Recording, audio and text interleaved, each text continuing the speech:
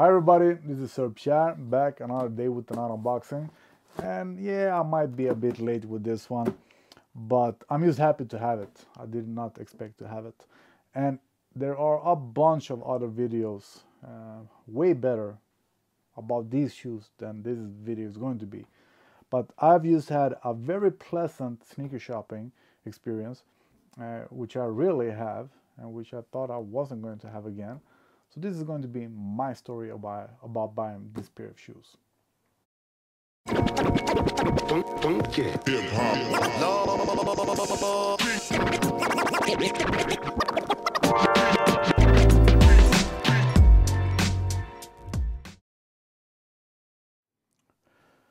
So since all of you are new to my channel, the last pair of shoes I bought was the white cement, and I had to pay resale. And these shoes, I didn't care. No, I'm gonna do this right. Nice. So I like the Air Jordan 4.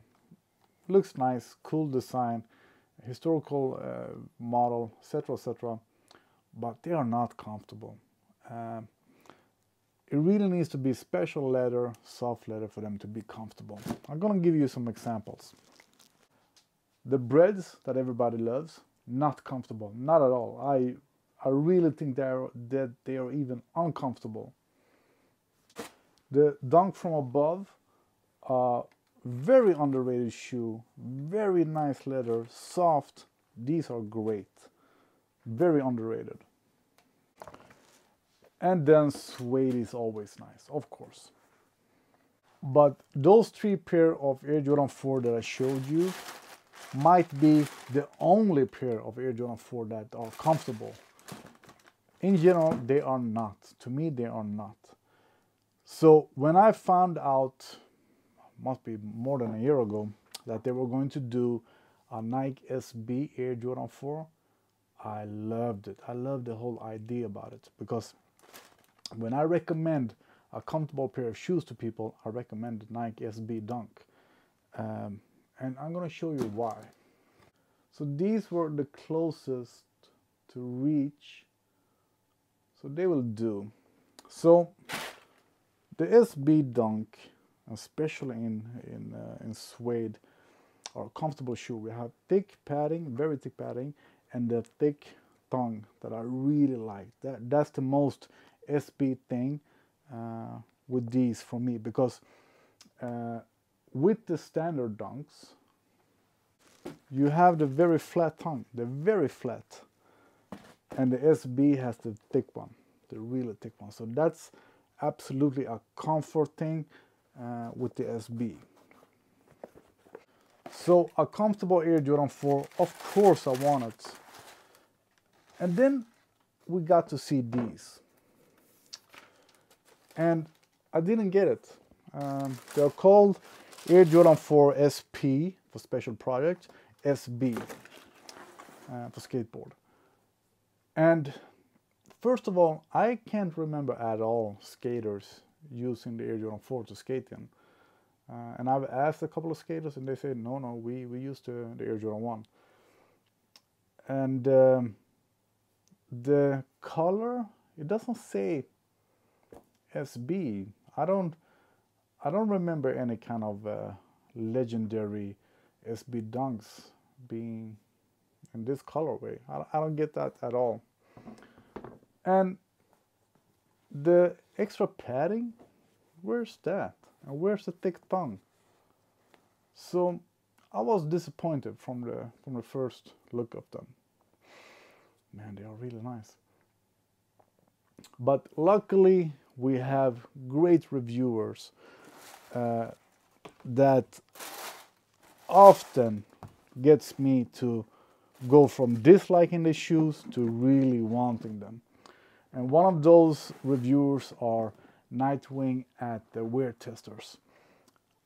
I mean, Nike themselves doesn't seem to care too much about explaining the difference for us people. But the shoes are getting sold anyway, so And I asked in one or two sneaker forums on Facebook, what are the I asked in standard question, what is the difference between these and a standard Air Jordan 4? And the answers were really rude, actually. They are not for you. You are not a skater. You need to be a skater to appreciate them. If you don't understand the difference, buy something else instead and let somebody else buy a pair. And a bunch of very silly comments. There are a bunch of different things with them, etc., etc. But just tell me some of them. That's it. But nobody could answer that. And then I saw the videos, and the first thing that made me want them is this thing is made of rubber. Instead of hard plastic, like in all the other Air Jordan 4s, we have this one in rubber instead. And this is something that they should do on all Air Jordan 4s, because the Air Jordan 4 to me is a low model, and a low model that I could wear with shorts. But this thing, I will never wear a pair of Air Jordan 4 without having long pants, because this will cut in your leg, especially when I'm driving in them. So this thing in rubber. The side wings are not plastic here either, they are rubber. The sole are supposed to be softer, and something with the mid-toe, I don't get that at all. And something with the toe box, but everything that you see that are usually plastic on this pair of shoes are rubber. So that got me sort of wanting them. I wouldn't say excited, but wanting them. And the days went by, and I saw more and more videos. I saw skaters trying them, and everybody seems to love them. Everybody said that this is the most comfortable pair of Air Jordan 4 ever. And that got me excited. That made me want them. And the more I looked at them, yeah, I like them. I don't dislike green. I like suede. Gray suede is nice. I like sailor white. I absolutely do. I would do without the gum sole, gum parts of the sole, but otherwise I like it. A bit boring maybe, but I do like them. And the whole Nike SB in the rear, super cool. And a bunch of people asked me about them. Non-sneakerheads. People that wanted to buy their kids the first pair of Air Jordan shoes. And somebody please explain this to me. Why are the Air Jordan 4 hyped with the kids now? Why does all the kids want the Air Jordan 4? I don't get it at all. Have I missed something? Are there some kind of celebrity girlfriend wearing them? Oh, please explain that to me. So a bunch of people wanted them. My barber asked me a bunch of questions about them. People that are absolutely not sneakerheads asked me about them. People wanting them for their kids, etc., etc. Even my brother, that only wears basic white sneakers, standard all white sneakers, even he liked them. So I understood that they were going to be hyped. If I want them just the slightest, I should really try to get them. And then a friend of mine wanted them. So for his sake, I did 25 raffles maybe. And the whole retail gang helped him. He did a bunch of, as well, etc., etc. And Tuesday morning, because they were released on a Tuesday instead of a Saturday, because it's a Nike shoe, I don't know. But we didn't get a single pair. I don't know how many we are in retail game, but let's say we are 20 guys. And Martin, my friend, he did a bunch of raffles, more than any of us. And I did like 25. And we didn't get a single pair, no matter the sizes. My friend, I wanted a pair for his kid in size like 7.5 or something. He didn't get them. My barber, I don't know what size he is. He didn't get them. So yeah, as usually, they all went to resellers. Maybe not all of them, but I see them on StockX already go for 400 euro, $400. So yeah, they went to resellers. The price in Sweden for these was 260 euro, $260. Is more or less the same, and that's quite a lot of money. I would say that is my limit for a pair of Nike sneakers, actually, because the foam posses, the penny foam posses that were just released, all white, the price for them were 290 euro, and even though I wanted those, the price made me not buy them. So 270 euro is 70 euro. That's my limit. That is absolutely my limit. I hope so, actually. But now to the fun part.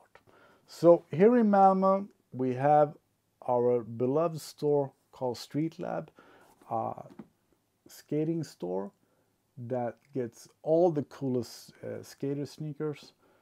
I don't know if they get, I don't think they get like standard Jordans. No, I'm pretty sure that they don't get standard Jordans, but all the skate shoes they get them all. And I believe that they even got a Travis Scott something, but did he make a skate shoe? I don't know at all. But that store does what it can, drop after drop, so the shoes get in the right hand or on the right foot of people.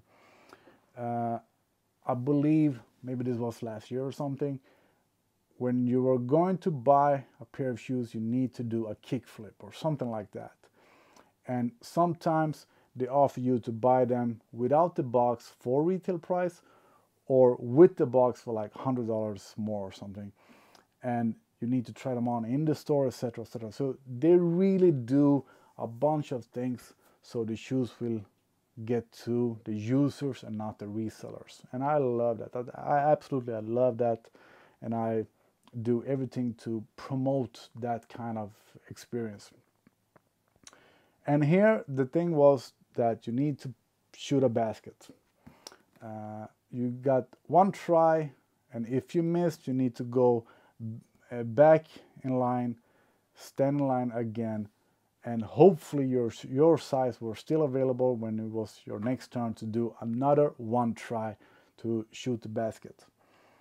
And many times when I have been to StreetLab, they didn't even have my size, US 12.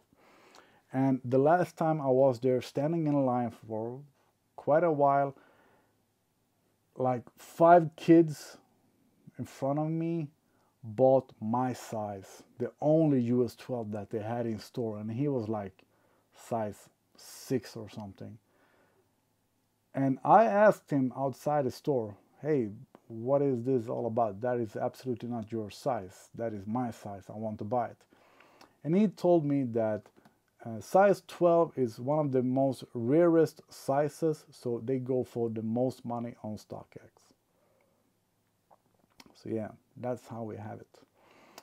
So this time they had this basketball filtration to sort of see if you're worthy to buy the shoes or not. I just think it's super fun. But as you see, one of my eyes doesn't work, and the other one I see very bad with the other one. My whole left side is totally broken. I can't lift my arm, etc., etc. So first of all, I did not expect them to have a US 12. Second of all, I did not expect to make the basket, make a point, whatever you want to call it. And I was pretty sure that somebody else would buy my size if it was available. So I went to the store actually a bit while after they started letting people in, like 40 minutes after or something. And I got my chance, make a shot. I made a shot directly One chance I made a beautiful shot. That actually surprised myself. I had been playing basketball, but that's a while ago, and I'm totally broken at the moment. So that made me happy. Then they tell me that there is a guy that usually buys shoes there that have missed 4 shots. So 4 times he has been in the store, missed, went back out in the last of the line, standing in line, back in again, missed again. He did that 4 times, and he was a US 12. So I'm very happy that he missed. I'm very happy that I made a shot on first try. I'm very happy that I got the shoes. So yeah, that's my story, and I'm sticking to it. They really smell nice. And the leather is soft, very soft actually. I've heard some things that they might be a little bit smaller because they are supposed to be more padded, but most of the reviewers say that they are true to size. Just go true to size, and I will try that out. But they are beautiful, and they smell great. They feel absolutely great. I saw a guy, I don't remember his name, on Instagram, bending them and forcing them and really putting the pressure on them, and they didn't crease or anything. Beautiful pair of shoes. So I would love to wear them as beaters, but since there are suede on them, I won't do that. Absolutely not. Somebody said that it would be nice if they had this part in rubber instead, and I would agree. On this pair of shoe, it would not be as beautiful as gray suede, but rubber that is easy to clean off, that would absolutely be good. Absolutely. And the whole experience from being more tired of resellers than usually, I really hate resellers, not expecting to get them, not liking them, sort of was disappointed that they weren't SB enough, to wanting them, didn't get them, and just trying to get a shot at StreetLab and getting them there the day after release or something like that. That feels nice. And from wondering what's the difference, what is the big deal, why are these even being called Nike SB, to feel that all Air Jordan 4 should be like this. This should be rubber. The size should be rubber. I haven't had any comfort problems with the size being in plastic, but I don't see why they should not be in rubber. And the soft, oh, the soft, very soft leather. So yeah, nice job. Nice job, Nike. Nice job, Jordan. Great job, StreetLab. Keep doing your thing, and happy to have them. That should be that for this long video about me talking about the shoes and more or less not showing them. It's raining outside, so I won't be wearing, and it's going to rain for like a week or something, and I think it's even going to snow this weekend, so I won't be wearing them for a while, but I'm looking forward to it. And I actually don't even see any flaws. That's rare with a pair of Jordans nowadays. I didn't even think about it before, but there are absolutely no flaws with these. No glue residue, no marks, no paint strokes, no flaws at all. Very nice job. So Air Jordan 4 SP special project, all Air Jordan 4 should be like this. But not at that price, not 260 euro. I like them. I'm happy to have them. I'm happy to be a sneakerhead.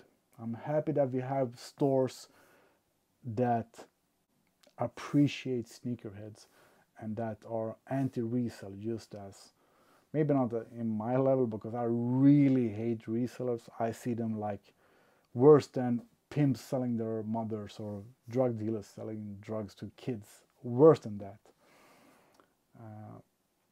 So yeah, I'm happy.